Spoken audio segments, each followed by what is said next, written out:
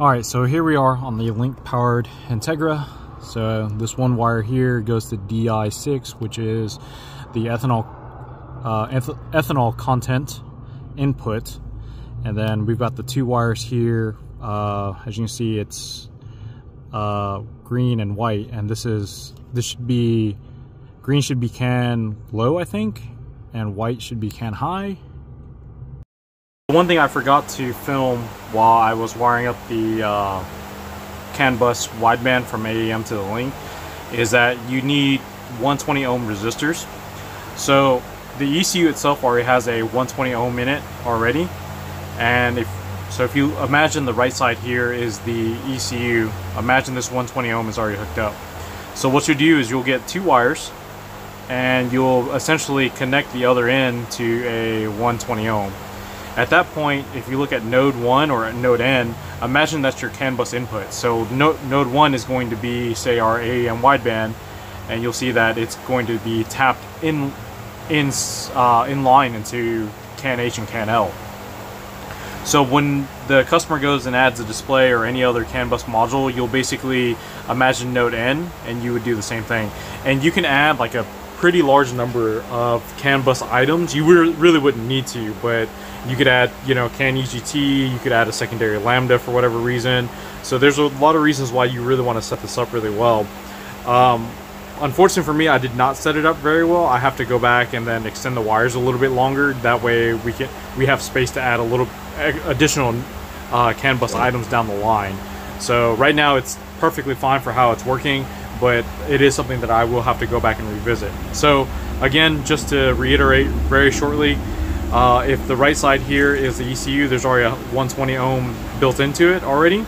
You just make two wires and then loop it to the end of a 120, and then the AEM wideband goes in place. Hopefully that's right, I'm not quite sure, whatever. So, and then we've got these two wires, these come off the AEM. This is what AEM calls AEM net, which is their CAN bus. And hopefully if everything goes well, the colors will just go green to green, white to white, and then we'll set it up in the software. And then obviously the last wire for the ethanol sensor here. Okay, so we have the ethanol sensor hooked up. It is a continental sensor, so their wiring diagram or their settings are a little bit different on the link. So we just go to here, we tell it that it's Di6. Alright guys, so I'm gonna apologize now, but it's gonna be pretty washed out because it's extremely sunny. But you just go to your digital inputs, go to ethanol sensor. Ours is wired to Di6, and you got to turn up the pull-up resistor. So if you are using a regular continental sensor, Link has their own specific instructions for it as far as settings go. So it's Di6 is where it's going into. We have the pull-up turned on, and it is set to falling here.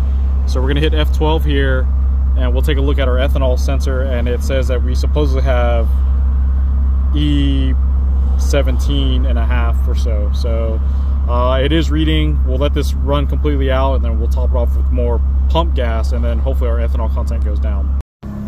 All right, so we got CAN lambda working on the AEM wideband to the Link ECU.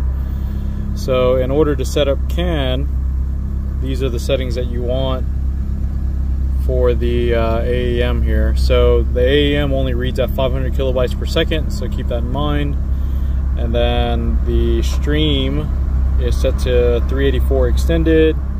Then over here, you're gonna go to stream 1, add a frame, that's lambda, and that was it right there. So the issue I had here was the ID position. I had it set at 0 instead of none. And then once you get that done, you're going to want to go to your analog inputs over here, scroll down to lambda, and you'll set it up as Link CAN, and there you go. So now we got working wideband.